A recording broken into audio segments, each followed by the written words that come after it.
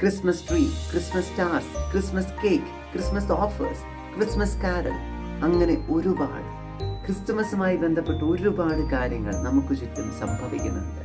ലൂക്കായുടെ സുവിശേഷം 2-ാം അധ്യായം 14-ാം വാക്യം, അത്യുന്നതങ്ങളിൽ ദൈവത്തിന് മഹത്വം, ഭൂമിയിൽ സന്മനസ്സുള്ളവർക്ക് സമാധാനം.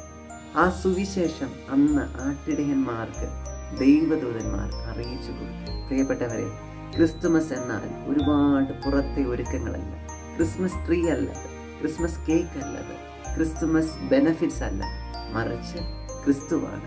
ഇന്ന് ക്രിസ്തുമസ് എന്ന് പറയുമ്പോൾ ക്രിസ്തു മറഞ്ഞു പോകാറുണ്ട്. പലപ്പോഴും പല മീഡിയകളിലും പല ചിത്രങ്ങളിലും സാന്താക്ലോസും ട്രീകളും നക്ഷത്രങ്ങളും എല്ലാമാണ് ഇടം പിടിക്കുന്നത്. എന്നാൽ ഈശോയുടെ ജനന തിരുനാളാണെന്ന് പലരും മറന്നു പോകുന്നുണ്ട്. പ്രിയപ്പെട്ടവരെ, ഇന്ന് എനിക്ക് നൽകാനുള്ള ക്രിസ്തുമസ് സന്ദേശം ഇത് മാത്രമാണ്.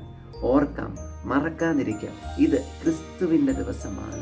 ക്രിസ്തുവിനോട് ചേർന്നിരിക്കാം, ക്രിസ്തുവിനെ പോലെ ആകാൻ പരിശ്രമിക്കാം.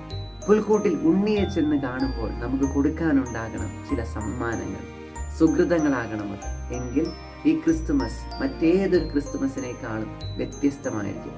കാരണം ഈ ക്രിസ്തുമസിൽ ഞാൻ തേടുന്നത് ഈശോയെ മാത്രമാണ്.